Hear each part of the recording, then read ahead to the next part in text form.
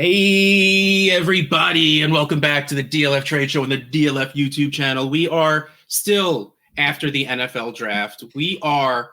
I'm going through rookie drafts, man. 11 Trade Addicts leagues. They're all either done or at least started. I had the last two started today. Of course, in my head, that's spacing them out. That total of like 9 days that has passed since the Monday after the actual NFL draft. That is not really spacing it out, but it's enough. I actually have more picks this year than I've had in a long time across all my leagues. I guess it's that kind of draft year. Yeah, it's a good draft to do it. But so we're not here to talk about rookie drafts, though maybe they'll get brought up at some point along the way. But we are here. Last week we did draft winners, veteran winners from the NFL draft. And today we're going to do draft losers from the NFL draft, vet losers from the NFL draft. And what was really funny was, a little behind the scenes stuff for you. We normally record on Wednesdays, but I have meetings galore on Wednesday. So yesterday on Monday, I messaged Addison. I'm like, can we record Tuesday? And he's like, we can, only if you give me a list of players that were losers in the draft for us to talk about. And I'm like, okay. So I'm looking through the draft and I'm like, I thought this would be easier.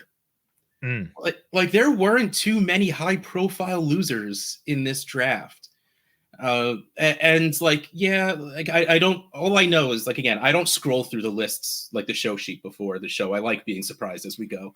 So the one guy that is listed up top is the first name I put out there anyway. And is to me, not even immediately affected, but we'll get to that in a second.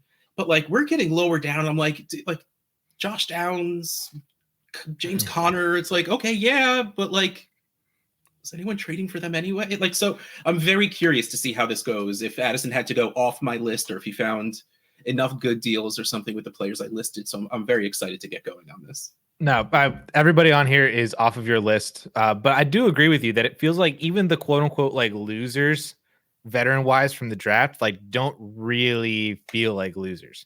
Yeah, no one got super replaced. Right. There's one that's coming to mind, and we'll see if we talk about him, and if we don't, I'll talk about him at the end. But first, we need to talk about Kirk Cousins. And this is what I was talking about in that he's not immediately effective. Kirk Cousins is the starter most definitely this year and most likely next year. There is a super drop in dead cap for year 3, I believe. Super strong belief in his contract.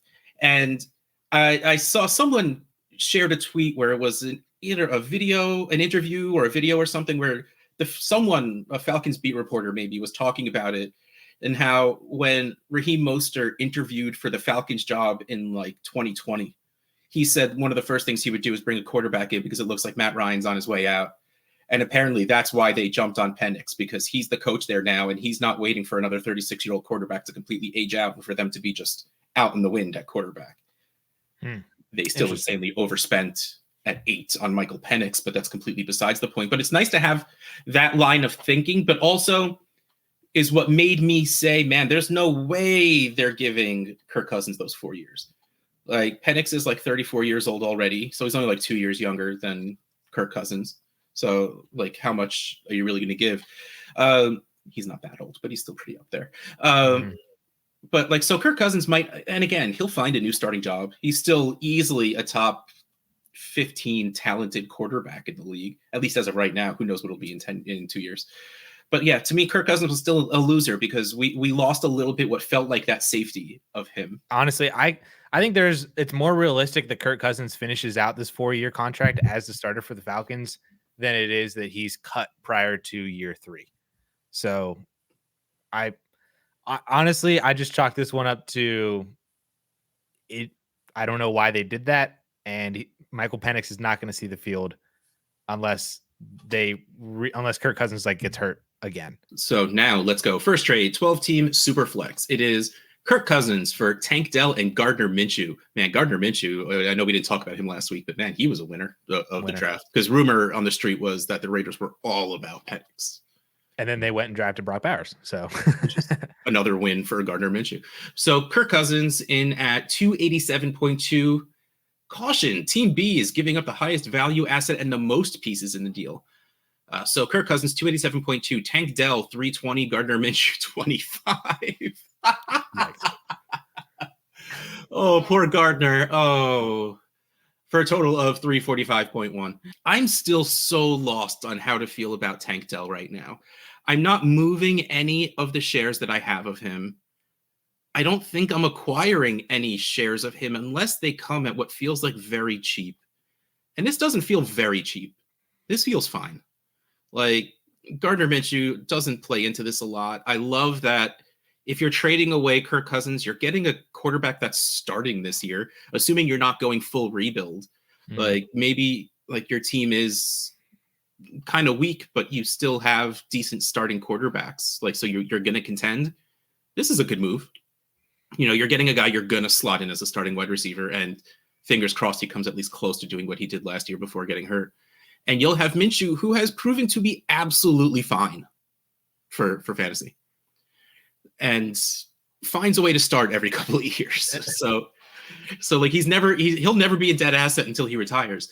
So I think the answer to me is Kirk Cousins on this one, because you're getting the better starting quarterback. You're getting the dependable quarterback on what is going to most likely be a very, very good offense. If Steph Diggs wasn't brought over, I would probably say Tank Dell side, because give me the starting quarterback this year. Give me a dude who has the very much ability to be a top 12 wide receiver. And while I don't think he's dead because Diggs got there, I'm risk averse. I am scared to know what that target distribution is going to be. And if it's too flat, it's too even, that just hurts all of them. Like some part of me would rather just prefer one of them goes away, you know? Right. So you still get 2 wide receivers that produce very well, as opposed to 3 that produce pretty good. Again, the one player I have worry about in this trade is Tank Dell, who is the most valuable asset and clearly then the highest value asset on one side. So give me that solidity. Give me Kirk Cousins here. I want Kirk Cousins on this as well too. I completely understand from what you were saying at the very beginning, where like if Cousins was already your QB3, you have 2 guys that are better than him that you're going to start every single week in the super flex spot. And maybe you have a 4th quarterback who maybe you bought low on Aaron Rodgers while he was hurt. Maybe you bought low on Bryce Young or somebody like that. Like another solid QB3 that you just need. Maybe you just feel a little bit safer having that 4th option in Gardner Minshew as a 1-year starter, and you want to plug in Tank Dell as your starter at the wide receiver spot or a flex spot, then I totally get that. I just don't know if this is the way that I would go about crafting that deal, or if Tank Dell is the specific wide receiver to go after. Yeah. But I just feel like Kirk Cousins is such a buy low right now that I'm easily taking the Kirk Cousins side, because Minshew might not be the starter for the entire year. Like he could lose his job to Aiden O'Connell or somebody else as the team's trying to mix things up. Tank Dell could be, like you said, like a really slow start to the year because he's coming back from the broken leg. He got shot. He's the 3rd option on the team now with Steph Diggs there. Like this could kind of be like pump the brakes on that last one. We don't know that the for sure. 2A, 2B on the team, which may or may not be good. It's not going to be consistent. That's for sure. That's the big worry. So, yeah, I just want Kirk Cousins, because I think as long as he's healthy in this Falcons offense, he's probably going to be a back end QB1 like he's always been in Minnesota. Always been. So just why would you just not want that? Yeah, I'm there for that. This next one is a lot more going on. We got Kirk Cousins, Chris Godwin, Mike Williams, and Josh Palmer for the 107 and Rashee Rice. Kirk Cousins, 287, Chris Godwin, 206, Mike Williams, 40, Josh Palmer, 29. Wow. For a total of 562. And the 107, 363, Rashee Rice, 237 for a total of, I'm just going to call it 600. It's 599.4. I'm going to show that side the respect of putting it up to that extra 0.1 to let me round it up to 600. Perfect. This is Chris Godwin and Rashee Rice next to each other. The answer to me there is Rashee Rice. I love Chris Godwin. You have the jersey hanging behind your head.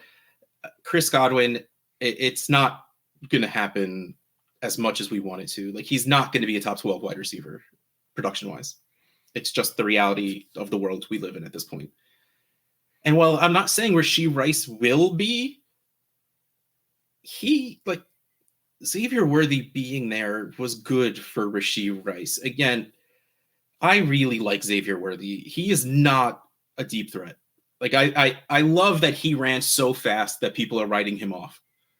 Like he's the next John Ross. He's the next Henry Ruggs. He's not just a deep threat. I think, yeah. Sorry. Yeah. Yeah, he's fast enough. He's a deep threat, but like that's not the strength of his game. I'm not scrolling down, but like I listed Hollywood Brown as a list of the draft losers because to me, if anything, that's who gets forced out by Worthy earning that spot on the field. So I'm taking Rashee Rice over Chris Godwin. And honestly, I'm throwing Mike Williams and Josh Palmer out of this trade. Like they might do okay in like Josh Palmer might have a decent fantasy season. He will never be worth more than a third, a second, at late second during the playoff push, like towards their trade deadline, if you have them, or towards the playoffs. Like maybe a desperate team gives a second for him if he's doing that well. But like they don't really, the two of them don't factor in a dynasty trade to me. But still, this feels like maybe paying the right price for Kirk Cousins, like what it should be. But that's not the point. We're supposed to be paying a good price for him. So this is very easily the 107 and Rice for me. I think you broke it down really well in the sense that I would take the 1.07 over Kirk Cousins. I agree that is a little too high in terms of rookie drafts because that gives you the option to get McCarthy, to get Drake May, and just get a younger version of Kirk Cousins, essentially. Or you still get Odunze or Bowers, whoever it is as well, too. Another fantastic rookie. Rashee Rice feels like the younger version of Chris Godwin in the sense that they're both kind of PPR volume guys, but Rice is paired with Patrick Mahomes and is 5 years younger. So we have a larger window for him to vault out of that role. And this isn't like the Devontae Adams thing where he's old, but he's going to super produce. Right. Godwin will just be good. Yeah. Like he scored like 2 touchdowns over the past 30 games or something like that he's played. Don't say that stuff out loud. That just makes me sad. I mean, he's like a back-to-back 1,000-yard receiver, but he just doesn't score touchdowns, and it's really rough.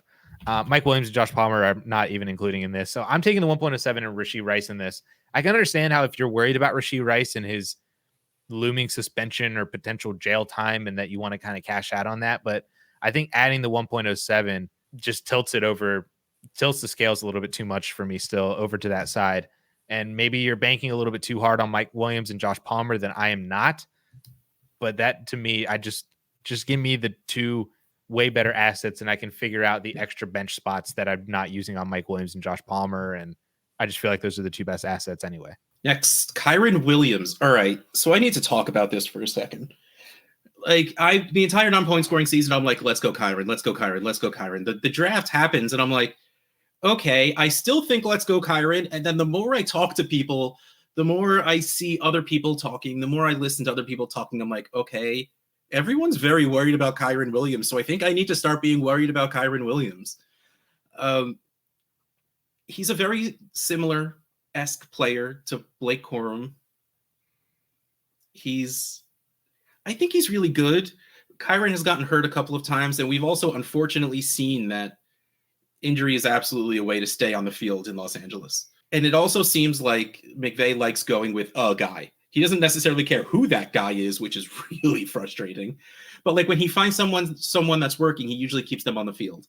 So if Kyren has to miss 2 games and Corum comes in there and starts crushing it, you're going to get very worried about what's going to happen when he comes back. And that's kind of where I'm at right now. I'm not, like I said before, with my Tank Dell shares, I'm not trading any away because I don't think I'm going to get what I feel like he's worth. But I'm also not going and acquiring them because I'm too afraid at this point. If you can get Kyren for something that doesn't start with a 1 in front of it, go for it. But I don't think anyone is selling for less than the first. Yeah. I mean, I'm on board with that too. I have been of the opinion that Blake Corum does not matter for Kyren Williams. Everybody, I've been seeing the same exact thing. Everybody's been singing the same song that, are we sure that Kyren is even better than Blake Corum and all this other stuff? And I'm like, I'm positive that Kyren Williams is better than Blake Corum. Kyren's like 2 months older and has been in the league for 2 years over Blake Corum. Kyren does not have he did not tear his ACL, right? He just had ankle and other foot stuff last year. Correct. He did not. No major injuries. Right. Corum has the major injury on his injury history. To me, I think if you want to say that this is the 2024 version of Kenneth Walker and Zach Charbonnet, I'm not going to fight you on it. But I'm not ready for that. But my point with that is like we saw how that story ultimately ended. Like we were very concerned about Kenneth Walker because we thought Charbonnet would be taking more high value touches and that he was potentially better in some other areas and almost just as good as in other areas, that it might just be a straight 50-50 split. And Charbonnet barely saw the field when Walker was healthy. So I think I do agree that I think there's probably some concern with McVay if Kyren gets hurt, just sticking with Blake Corum. Yeah. I understand that concern, but I don't think Corum is good enough to overtake Kyren as long as Kyren is healthy. And as long as Kyren is playing 14, 15 games in a season, I think that he's going to be an RB1. He's going to be fantastic because he's in that Rams offense. And I'm not like, I would not be at all surprised if Kyren just is the workhorse guy for the next 2 years while he finishes out his rookie deal. And Blake Corum's just kind of whatever. Would love that. Would absolutely love that if that were the case. Yeah. But let's see if we can buy low on him. Let's see what these prices are like. So 12-team Superflex. The first trade we have is Kyren Williams and the 212 for James Cook and Jameson. Oh wow, Jameson Williams. All right, let's go. Kyren Williams 406, the 212 102 for a total of 507. James Cook 216 and Jameson Williams 61.2. Yikes. For a total of 276.6. So this trade is 507 to 276.6. Kyren Williams is worth not quite, but almost double what James Cook and Jameson Williams are worth. Not even mention adding in the 212. So again, this is a little bit of both. This might be not taking into account, because I know mock drafts are going right now. I just finished up the 1 QB, and I think we're on like 7 or 8 on the Superflex. Like, this is not taking into account the draft, really. So, like, Kyren Williams will probably go down a little bit, and this might be a little low on James Cook, even though I'm not the biggest fan. It feels a little low on James Cook because nothing happens to really get you scared there. Like, they brought in bodies, but you knew they had to bring in bodies. And like, okay, you see the name Frank Gore Jr. and you get a little scared because his name is Frank Gore, but you know, what was it, like 6th round? That doesn't really count. Jameson Williams, well, maybe he does work his way back into that offense a little bit. Maybe it was a slow burn for him because they didn't add anything in the wide receiver area that gets you worried whatsoever. But he's at least 4th fiddle at this point, because you're going to put St. Brown, Laporta, and I'm going to put Gibbs in the pecking order of passing before Jameson Williams, even though he's going to be that lone deep guy now. But I'm going to take Kyren Williams pretty well over James Cook because you're not going to worry about Matt Stafford stealing rushes. That's for sure. This is definitely going off of April ADP, where Kyren was the RB6 and James Cook was the RB14. So that's the discrepancy between the two in terms of their 200-point value difference. Although I don't know how you bump up White ahead of anybody else that was really ahead of him. I can understand why you would bump Kyren back, like behind Saquon, behind ETN. Like, they're not really dealing with anybody. Then you get into HN and Kenneth Walker and Josh Jacobs. And so I think Kyren is still ahead of James Cook, even after Blake Corum. In my head, it is, yeah. And I'm taking the 212 over Jameson Williams. So even if you drop Kyren down, that it's still not enough to me to make me move off of wanting Kyren in the 212, just because I think James Cook is fine. I think this is a quality trade back if you got a better option than Jameson Williams. Like if this was Kyren for James Cook and we'll call it Christian Kirk, beautiful. You know, like I think that's a fantastic trade down from Kyren to James Cook. I just need somebody that is not Jameson Williams, who has either a better shot at production or is actually producing now, like Christian Kirk, like Terry McLaurin, like Chris Godwin would be another example of that, you know. Then that would work. But Jameson Williams, it doesn't work for me. This next one is a lot more interesting, so let's move on to it. Kyren Williams, 12-team, 1 quarterback. Kyren Williams, a 25 first and the 112 this year for Zamir Gibbs and a 25 second. And my phone is blowing up. Sorry, hold on. Let me mute that. So Kyren Williams coming in at 537, the 25 first, 291, the 112, 230 for a total of 1058. Zamir Gibbs, 804, a 25-second 93 for a total of 897. Clearly, Zamir Gibbs above Kyren Williams. The 112 and a one quarterback, I mean, we're probably along the lines of Trey Benson, Xavier Legette. Like you're Keon Coleman. Yeah. It's like Jaden Daniels, Ricky Pearsall. I'm looking at May ADP for one quarterback league, and it's literally like Coleman, Benson, Daniels, Pearsall, Leggett. That is 110 to 202. That's your range. Nice. I nailed that. I never would have guessed to put a quarterback in there, but it does make sense with the names we're listing, especially the mobile quarterback like Daniels. So like it's not a nothing pick, but it's not super great. I'm on the Gibbs bandwagon at this point. Like I know I was iffy about him coming in, and even as the season was going on, and he looked good every time he got the ball. I was still, but like towards the end of the season, like he was it. He's that guy. He absolutely is. And the question will then be, will Detroit treat him like that? Because they still seem to love to give the ball to David Montgomery. But I don't know if it matters. I think Gibbs is good enough that if he gets 65% of the touches, 60% of the touches, he's still going to crush with those. Mm-hmm. And again, on a very good offense. Like we don't need to sugarcoat the Lions anymore. It's a good offense. It's not up and coming. It's not could be good. Like they're a very good offense. If that's the one, my 112 and my 25 first. That's exactly what it was, by the way. Yeah. I think I would, especially if I am worried about Corum. It seems a little gutsy of a move. Like if Kyren Williams scores 80% of Gibbs, this feels like a loss of a trade, even though you're probably only moving a couple of picks back from that 25 first to 25 second, and not again losing out on the biggest asset in that 112. Long term, I love it. I will say, long term, I think Zamir Gibbs is a much safer asset.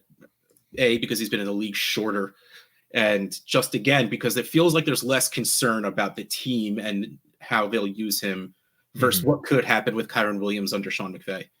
So grand scale, I like it. This year, I feel a little worried for it. But I think I'm just going to say Gibbs. I'm going to go with the Gibbs side. It was the Gibbs side for me, and then I went further into like the context of this trade for the team that is acquiring Zamir Gibbs. He did win this past year, so he earned that 112, and that is his future first for 2025. So a later first for that too. Yeah. The 25 second was from the team that ended up at the 1.03 this year. So if you are projecting kind of a 4 or 5 picks, like a minimal difference in what those picks are overall, then that more or less, I mean, it doesn't wash that away. It is still moving a second for a first, but it minimizes the impact. Minimize that's the word.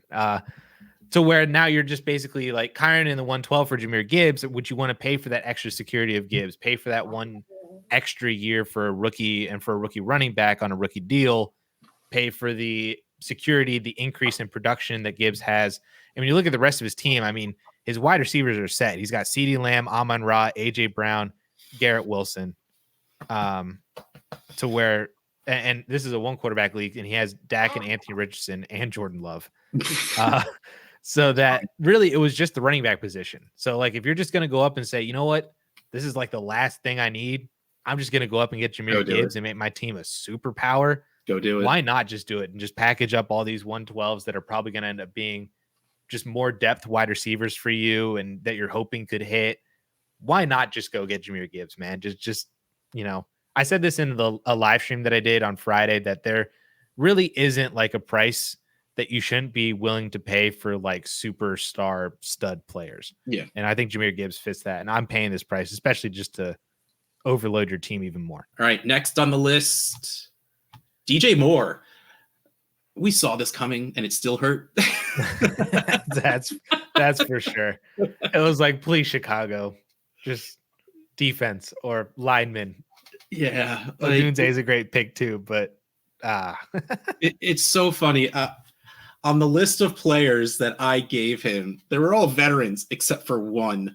And it was Drake May, which I even put a laughing face next to it because Drake May was drafted 3rd overall by exactly who we thought he would be drafted by. and his value has been cratering. Because it was like, at least before the draft, we were like, oh, maybe the Minnesota trades up for him. Maybe the Giants trade up for him. But it's like the Patriots, and then it happened, and it sucks. And it does kind of feel the same way with DJ Moore, where it was like every mock draft had the Bears taking Odunze at 9. And we were just like, well, maybe he does. Maybe they don't. Maybe DJ Moore survives. And while, again, it was the same argument where DJ Moore and Keenan Allen aren't necessarily the same. Keenan Allen plays in the slot. DJ Moore played like 80% on the outside, which I was a little surprised by, but it worked well. And to further that, Odunze is not the same receiver that either of those two are. So while they don't necessarily cannibalize each other, it's going to turn into what's the distribution going to be, and we have no idea. I just hope they throw the ball 50 times. They have to, like, for us to get our worth out of these wide receivers. Like, But yeah, so DJ Moore, again, not a loser because he lost his job. It's just more crowded now, and that's going to make it tough. And Cole Kmet's not nothing, and now they have DeAndre Swift, who's a very capable receiving back. Like, there's a lot of hands out there that are going to be in the air asking for the ball. Mm-hmm. Not to mention that we think almost certainly that Caleb Williams is going to be better than Justin Fields as a passer. Not a given. There's a chance. We've been more disappointed than we would be if Caleb turned out to be mediocre. I mean, but let's get into this. Let's get into these trades and see how we feel about it. 12-team, 1 quarterback. DJ Moore for Kenneth Walker, straight up. DJ Moore 549.8, Kenneth Walker 442.9. I don't even care. So easily give me DJ Moore. I was never the biggest Kenneth Walker fan. He's a good runner of the football. He's not a great pass catcher, though. You say Kenneth Walker can't catch passes and people's heads get set on fire. He caught 4 that one game. Cool. Okay. What about the games he caught 0 or 1, which was like 90% of the games? Like, and then they bring in Charbonnet, who's, fills some holes that Walker leaves open, literally and metaphorically. Kenneth Walker, not the greatest up the middle runner. Zach Charbonnet, much better at it. So it should create a further split among the two of them. Then again, we have a new offensive staff and we have coaching staff. So we have no idea what it's going to look like. I would rather just bet on the talent at that point in all of this. And to me, the talent is still DJ Moore. And I think the value is still DJ Moore. Mostly because, again, I've never been as high on Walker as the community or as any analyzer has been. So very easily DJ Moore for me still here. Oof. I just looked up their PPR points per game last year. DJ Moore averaged 3.5 more points per game than Kenneth Walker last year. Yikes. Would have thought it was more. Honestly, I thought it would have been closer. Like, I thought they would have been both around the 15 to 16 range, not that DJ Moore was like amazing without Justin Fields last year. But I mean, even if you take out that 50-point game, that's he's still averaging well over 15.5 fantasy points. So that's over 2 points per game now difference if you just entirely remove that 50 bomb that he dropped. Even if you're projecting some sort of a drop for him because of more target competition, everything like that, like, I still just want DJ Moore over Kenneth Walker. I feel like if this was Travis Etienne, I'd probably go for it. I mean, I'm a Travis Etienne guy, so I feel like I would go for it. If it was Saquon, would you go for it? I probably would. I mean, that name, of course. What about like JT? Would you trade DJ Moore for JT? Yeah. Okay, so then you get into the top names like Gibbs and Bijan and Breece Hall. That's too high, yeah. That's too high. Next trade, 12-team super flex. DJ Moore for the 111 and Christian Kirk. So DJ Moore, 364.2 by himself. The 111, 225. Christian Kirk, 166 for a total of 390.8. So it's pretty even. I don't know. Like, again, on the clock, Brian Thomas Jr. is sitting there. I'd probably do this. Yeah. DJ Moore is forever 23 years old, but the truth is he's 27 in a very crowded situation. Though again, if you use the 111 on Brian Thomas Jr., you now have 2 Jaguars wide receivers. So let's just say maybe Xavier Worthy fell a little bit for the sake of someone going, well, I don't want 2 wide receivers on the Jaguars. So let's change it a little bit, because if those 2 might really be it. Like, I don't think I'm doing this if I'm drafting Ladd McConkey. What about Brooks? If you're just going for a running back. Yeah, maybe. Yeah, probably. Like him or Benson. Like, they're still like flip of a coin for me, that I don't really know who necessarily is my one at this point, even though Brooks has the draft capital, but they both have very similar situations to me, where they're going to be the guy by the end of the season. I don't know if I do this in real life. Like, I don't know if I have DJ Moore or if I have the 111, I do this trade. I might, again, rookie fever might hit me strong, and if Worthy or Thomas Jr. are there, I'd probably do it. But like, I don't think I seek it out. How about that? Like, I don't seek this trade out, but if it falls on my doorstep, rookie fever might get the best of me. I don't think I send that pick for DJ Moore if those guys are on the board, available. That's the word, available. I'll go with that one. I am taking the 111 and Christian Kirk on this. I think this is a great tier down, because to me, I have the tier for the rookies as it goes Brian Thomas Jr., Jonathan Brooks, and then Xavier Worthy. That is my ranking of those 3, but they're all in a tier. So mishmash the order however you want to your preference. So the 111, you are guaranteed one of those 3. Unless for some reason all 3 of them went, then you're guaranteed either a quarterback or Brock Bowers. Then your board is falling to you, and that's even probably even better for you. Even better. But I would be willing to trade like DJ Moore going down to Brian Thomas Jr. I am so in love with Brian Thomas Jr. And then I understand, like, if Christian Kirk, if you don't want 2 Jaguars, but if it was like Amari Cooper or Deontay Johnson or this other list that I was looking at, that's Mike Evans, somebody like that was like an older producer for you that can kind of replace some of DJ Moore's production, but then you get the shot on the rookie. Yeah. Then I'm 100% doing that as well too. Even if it was Jonathan Brooks, like if it's Brooks and Kirk, I'm totally fine with that too, because I believe Jonathan Brooks has the potential to be a top 5 dynasty running back by this time next year for value. I think that is well within the cards for him and his range of outcomes. Now, if you're doing this on the flip side, the 111 and Christian Kirk, I don't mind doing that for DJ Moore if you just want to remove the unknownness of all of that. I feel like I just wouldn't go after DJ Moore. Like, I would probably. Like, does Michael Pittman change that for you?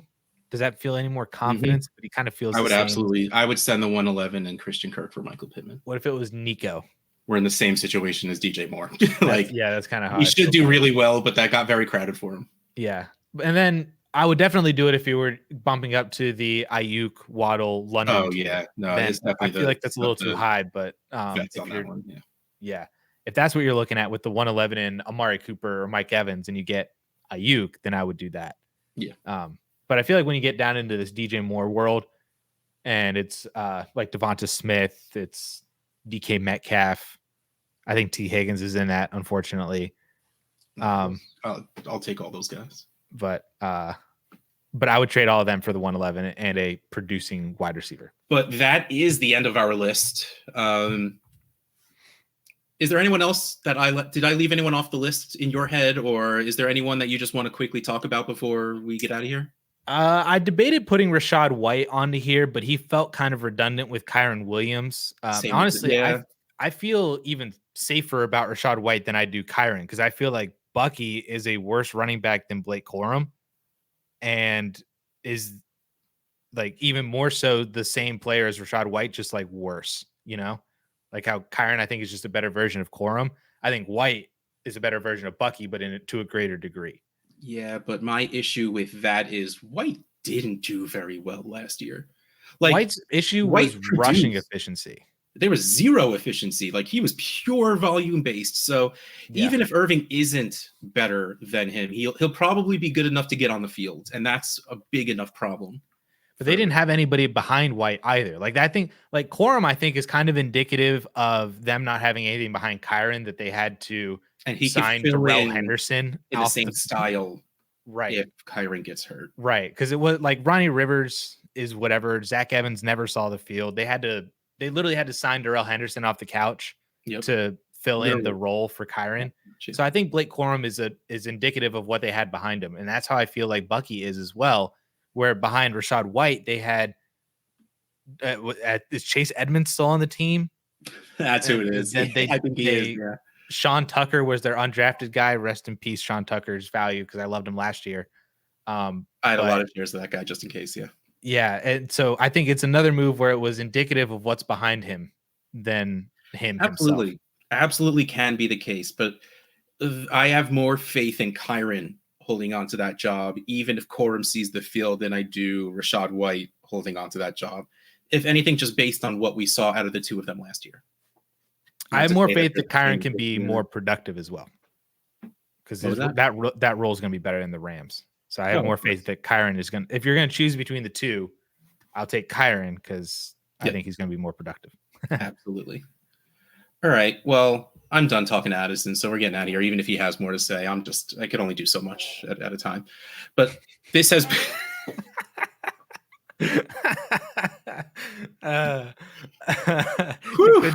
You made it through, but then at the very end, you giggled and I couldn't hold on to it anymore. It was your fault. I blame you.